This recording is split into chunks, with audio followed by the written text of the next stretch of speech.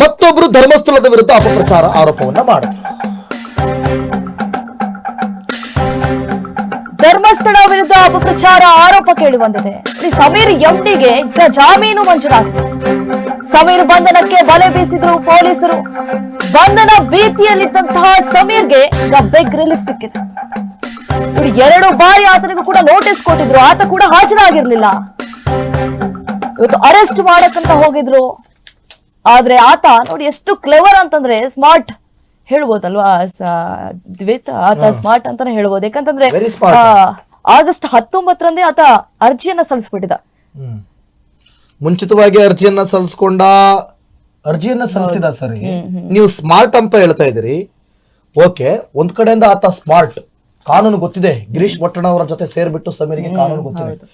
ನ್ಯಾಯಕ್ಕಾಗಿ ಹೋರಾಡುವಂತ ಸಮೀರ್, ನಮ್ಮ ಮಾತೇ ಸತ್ಯ, ನಾನು ಹೇಳುತ್ತಿರುವುದೇ ಸತ್ಯ ಅಂತ ಹೇಳುವಂತ ಸಮೀರ್, ಆ ವಿಡಿಯೋ ಬೇಡ ಸ್ಪಂದನ್, ಆ ವಿಡಿಯೋ ಹೇಳ್ಬಿಟ್ಟೆ ಆತ ಕತೆ ಹೇಳ್ಬಿಟ್ಟು ಇಲ್ಲಿ ಈ ಲೆಕ್ಕಾಚಾರಕ್ಕೆ ತಂದಿಟ್ಬಿಟ್ರು.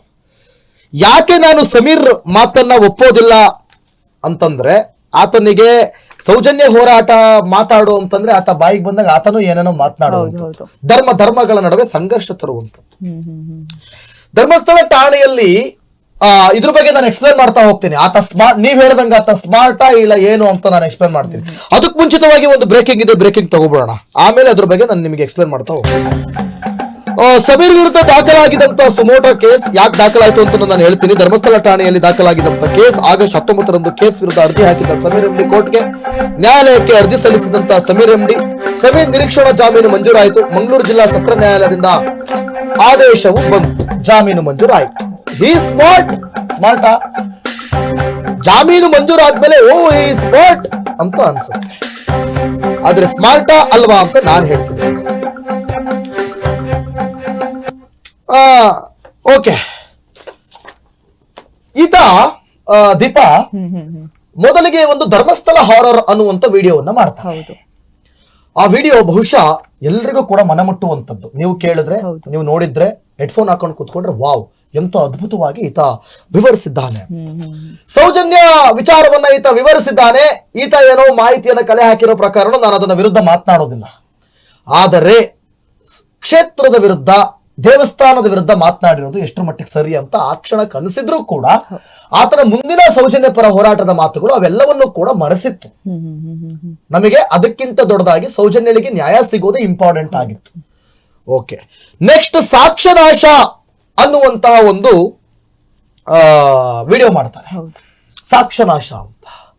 ಆ ವಿಡಿಯೋ ಕುರಿತಾಗಿ ಒಂದಷ್ಟು ಧರ್ಮಸ್ಥಳ ಕುಟುಂಬ ಆ ವಿಡಿಯೋನ ಡಿಲೀಟ್ ಮಾಡಬೇಕು ಅಂತೇಳಿ ಹೈಕೋರ್ಟ್ಗೆ ಹೋಗುತ್ತೆ. ಸುಪ್ರೀಂ ಕೋರ್ಟ್ ಅಲ್ಲಿ ಮಾಧ್ಯಮ ಸ್ವಾತಂತ್ರ್ಯ ಹಕ್ಕನ್ನ ಅಥವಾ ಆರ್ಟಿಕಲ್ 19 ಫ್ರೀಡಮ್ ಆಫ್ ಸ್ಪೀಚ್ ಇದನ್ನ ಕಿತ್ತುಕೊಳ್ಳುವಂತ ಹಕ್ಕು ನಿಮಗಿಲ್ಲ ಅಂತ ಹೇಳಿ, ಇಲ್ಲ ಮಾತನಾಡಬಹುದು ಅಂತ ಕೋರ್ಟ್ ಆದೇಶ ಹೊರಡಿಸೋದಲ್ದಲೆ ಒಂದಷ್ಟು ಆತನಿಗೆ ವಾರ್ನಿಂಗ್ ಕೂಡ ಕೊಟ್ಟಿರುತ್ತೆ. ಮತ್ತೆ ಈ ರೀತಿ ಆಗಬಾರದು, ಮತ್ತೆ ಈ ರೀತಿ ಮಾತನಾಡಬಾರದು, ಧರ್ಮಗಳ ನಡುವೆ ಸಂಘರ್ಷ ತಂದಿಡುವಂತ ಕೆಲಸ ಆಗಬಾರದು. ಅದಾದ್ಮೇಲೆ ಆತ ಭೀಮನ ಕುರಿತಾಗಿ, ಈಗ ಬಂದಿದ್ದಾರಲ್ಲ ಅನಾಮಿಕಾ ಮತ್ತೆ ಅನನ್ಯ ಭಟ್ ಕುರಿತಾಗಿ ಒಂದಷ್ಟು ವಿಡಿಯೋನ ಮಾಡ್ತಾನೆ. ಯಾರು? ಸಮೀರ್. ಆಗ ವಿಚಾರವನ್ನ ಹೇಳ್ಬೇಕು ಸಮೀರ್, ಹಿಂಗೆ ಧರ್ಮಸ್ಥಳದಲ್ಲಿ ಶವಗಳನ್ನ ಹೂಳಲಾಗಿದೆ, ಅನನ್ಯ ಭಟ್ ಅನ್ನೋ ಹೆಣ್ಣು ಮಗಳು ಕಾಣೆಯಾಗಿದ್ದಾಳೆ, ಅದೊಂದು ಹಾಡು ಪಾಡು ಹಾಕೊಂಡು ಮಾಡ್ತಾರೆ. ಆ ವಿಡಿಯೋನು ಕೂಡ ತುಂಬಾ ಚೆನ್ನಾಗಿದೆ, ಅದ್ಭುತವಾಗಿ ಇವರ ಏನು ವಿಮರ್ಶೆನೋ ವಿಶ್ಲೇಷಣೆನೋ ಬಹಳ ಅದ್ಭುತವಾಗಿ ಮಾಡ್ತಾರೆ. ಯಾರು? ಸಮೀರ್. ಆದ್ರೆ ವಿಮರ್ಶೆಯನ್ನ ಮಾಡ್ತಾ ಮಾಡ್ತಾ ಮಾಡ್ತಾ ಮಾಡ್ತಾ ಈ ಸಮೀರ್ ಏನ್ ಮಾಡ್ತಾನೆ ಅಂತಂದ್ರೆ, ಕ್ಷೇತ್ರದ ಬಗ್ಗೆ ಸ್ವಲ್ಪ ವಿರೋಧವಾಗಿ ಮಾತನಾಡೋದು. ಅದೆಲ್ಲ ಯಾಕೆ? ಒಂದು, ಮತ್ತೆ ಧರ್ಮಗಳ ನಡುವೆ ಸಂಘರ್ಷ ತರುವಂತ ಹೇಳಿಕೆಗಳನ್ನ ಈತ ಕೊಡೋದು. ಇದು ಯಾಕೆ? ಈ ಸಂದರ್ಭದಲ್ಲಿ ಈತನ ಮೇಲೆ ಸುಮೋಟೋ ಕೇಸ್ ದಾಖಲಾಗುತ್ತೆ.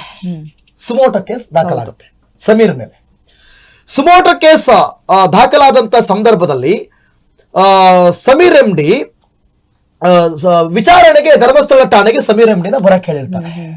ಸಮೀರ್ ಎಂಡಿನ ಧರ್ಮಸ್ಥಳ ಠಾಣೆಗೆ ವಿಚಾರಣೆಗೆ ಬರಕ್ ಹೇಳ್ತಾರೆ. ವಿಚಾರಣೆಗೆ ಬರಕ್ ಹೇಳಿದಾಗ ಅದಕ್ಕೇನು ಉತ್ತರ ಕೊಟ್ಟ ಸಮೀರ್ ಅಂತ ಹೇಳ್ತೀನಿ. ಅದಕ್ಕೂ ಮುಂಚೆ ಒಂದು ಬ್ರೇಕಿಂಗ್ ಇದೆ, ತಗೋಬೋಣ. ಅದಾದ್ಮೇಲೆ ಅದ್ರ ಬಗ್ಗೆ ಮಾತಾಡಿ. ಎಫ್ಐಆರ್ ಬಳಿಕ ಇನ್ಸ್ಪೆಕ್ಟರ್ಗೆ ಪತ್ರವನ್ನ ಬರೆದಿರ್ತಾನೆ ಸಮೀರ್. ಬೆಳತಂಗಡಿ ಸರ್ಕಲ್ ಇನ್ಸ್ಪೆಕ್ಟರ್ಗೆ ಪತ್ರವನ್ನ ಬರೆದಿರ್ತಾರೆ. ಆಗಸ್ಟ್ 13ರಂದೇ ಪತ್ರವನ್ನ ಬರೆದಿರ್ತಾನೆ. ಸಮೀರ್ ಎಂಡಿ ಧರ್ಮಸ್ಥಳ ಠಾಣೆಗೆ ವಿಚಾರಣೆಗೆ ಬರಕ್ ಆಗಲ್ಲ ಅಂತ ಹೇಳಿ, ಯೂಟ್ಯೂಬರ್ಸ್ ಗಳ ಮೇಲೆ ಹಲ್ಲೆ ಆಗಿದೆ, ನನಗೆ ಭಯ ಆಗುತ್ತೆ, ಅಲ್ಲಿ ಟೈಟ್ ಸೆಕ್ಯೂರಿಟಿಯನ್ನ ಒದಗಿಸ್ಕೊಡಿ, ವಿಚಾರಣೆಗೆ ಬೇರೆ ಠಾಣೆಯನ್ನ ತೋರಿಸಿ ಅಂತ ಹೇಳಿ ಪತ್ರವನ್ನ ಕೂಡ ಆತ ಬರೆದಿರ್ತಾನೆ. ಅದಕ್ಕೆ ಪೊಲೀಸರು ಕೂಡ ಡೋಂಟ್ ಕೇರ್ ಅಂದಿರ್ತಾರೆ. ನೋಡಿ, FIR ಆಗುತ್ತೆ, ಇನ್ಸ್ಪೆಕ್ಟರ್ಗೆ ಪತ್ರ ಬರೀತಾನೆ, ನಂಗೆ ಟೈಟ್ ಸೆಕ್ಯೂರಿಟಿಯನ್ನ ಕೂಡ ಒದಗಿಸ್ಕೊಡಿ ಅಂತ ಹೇಳಿ. ಆದ್ರೆ ಪೊಲೀಸರು ಮಾತ್ರ ಅದಕ್ಕೆ ಕೇರ್ ಮಾಡಲ್ಲ, ಅದ ವಿಚಾರಣೆಗೂ ಕೂಡ ಹಾಜರಾಗಲ್ಲ. ನೋಡಿ, ಇವತ್ತು ಏನ್ ಮಾಡಿದಾನಂತಂದ್ರೆ, ಪೊಲೀಸರು ಬಂದಿದ್ರು, ಆತನನ್ನ ಅರೆಸ್ಟ್ ಮಾಡ್ಕೊಂಡು ಹೋಗ್ಬೇಕು ಅಂತ ಹೇಳ್ಬಿಟ್ಟು. ಆದ್ರೆ ಆತನ ಫೋನ್ ಇವತ್ತು ಬೆಂಗಳೂರಿನಲ್ಲಿತ್ತು, ಆತ ಅಡಗಿತ್ತು ಮಂಗಳೂರಿನಲ್ಲಿ. ಪೊಲೀಸರು ಬಂದ್ರು ಅರೆಸ್ಟ್ ಮಾಡೋದಕ್ಕಂತ ಹೇಳಿ. ಆದ್ರೆ ಆತನ ಲೊಕೇಶನ್ ಟ್ರೇಸ್ ಮಾಡಿದಂತಹ ಸಂದರ್ಭದಲ್ಲಿ ಆತನ ಮೊಬೈಲ್ ಲೊಕೇಶನ್ ತೋರಿಸಿದ್ರು ಇವತ್ತು ಬೆಂಗಳೂರಿನಲ್ಲಿ. ಸೊ ಆತ ನೋಡಿ ಎಷ್ಟು ಸ್ಮಾರ್ಟ್ ಅಂತಂದ್ರೆ, ಆ ಮೊಬೈಲ್ ಅನ್ನ ಅವರ ಸದಸ್ಯರಿಗೆ, ಕುಟುಂಬದ ಸದಸ್ಯರಿಗೆ ಕೊಟ್ಟು ಹೋಗಿದ್ದಾನೆ. ನೀವ್ ಹೇಳ್ತಾ ಇದ್ದೀರಾ ಸ್ಮಾರ್ಟ್ ಅಂತ.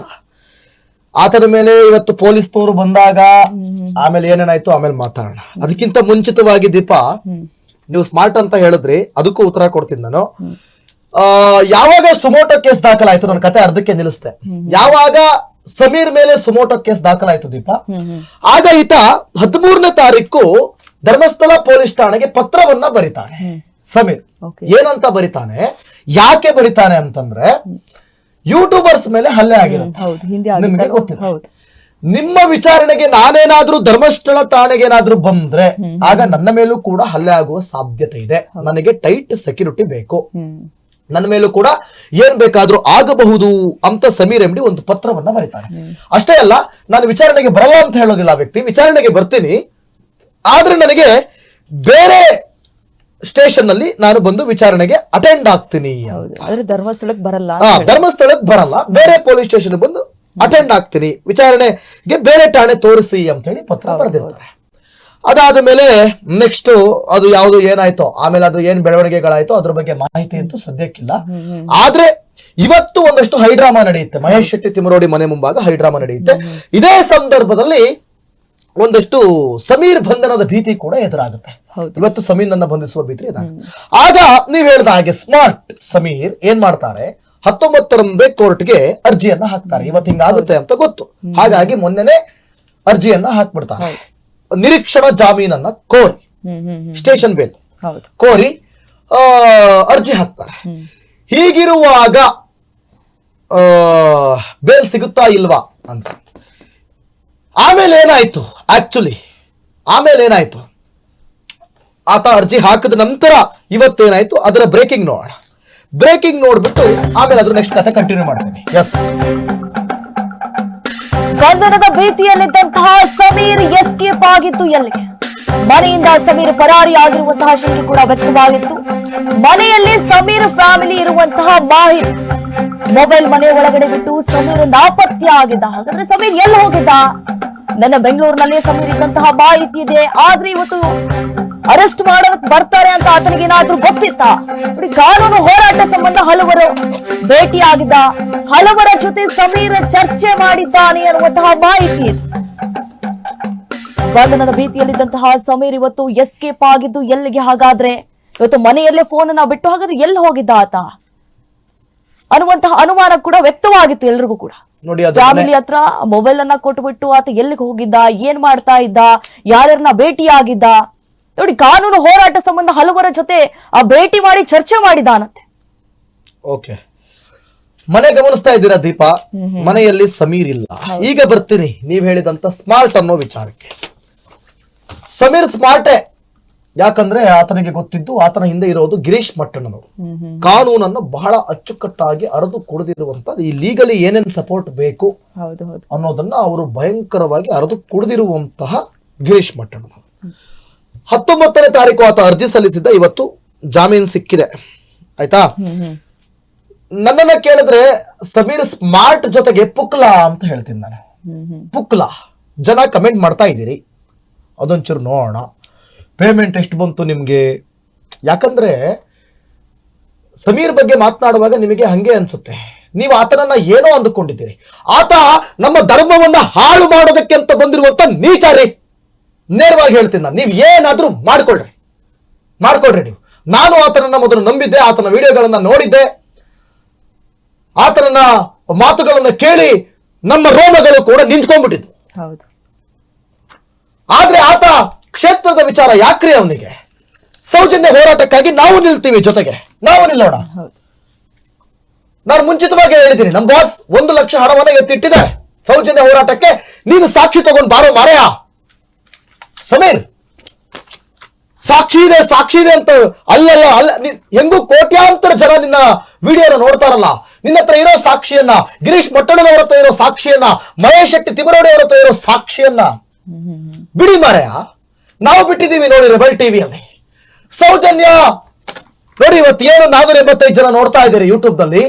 ಈಗ ಹೋಗಿ ನಮ್ಮ ಪ್ರೊಫೈಲ್ ಚೆಕ್ ಮಾಡ್ರಿ, ಅದು ಸಾಕ್ಷಿ ಬಿಡೋದು ಅಂತಂದ್ರೆ. ಸೌಜನ್ಯ ಅಪಹರಣದ ಸಂದರ್ಭದಲ್ಲಿ ಮಹಿಳೆ ನೋಡಿದ್ಲಂತೆ. ಆ ಮಹಿಳೆ ನೋಡಿದ್ದ ಆಡಿಯೋ ಇದೆಯಲ್ಲ, ಆಕೆ ಮಾತನಾಡಿರುವಂತ ಆಡಿಯೋ ಏನೇನು ಆಯ್ತು ಅಂತ ನಾವು ಬಿಟ್ಟಿದ್ದೀವಿ. ಇದು ಧೈರ್ಯ ಅಂತಂದ್ರೆ. ಅದನ್ನ 800 ಜನ ಏನೋ ನೋಡಿದ್ದಾರೆ. ಈಗಷ್ಟೇ 1-2-3 ಅವರಿಂದ ಬಿಟ್ಟಿದ್ದೀವಿ. ನೋಡಿ ಹೋಗಿ, ಇದು ಬಿಡೋದು ಅಂತಂದ್ರೆ. ನಮಗೇನೋ ಒಂದು ಸಿಕ್ತು ರೀ ಆಡಿಯೋ, ಅದೊಂದು ಸಾಕ್ಷಿ. ಆಕ್ಚುಲಿ ಅದೊಂದು ವಿಟ್ನೆಸ್. ನಿಮ್ಗೆ ಆಕೆ ನೋಡಿದಾಳೆ ಅಂದ್ರೆ ಅದು ವಿಟ್ನೆಸ್.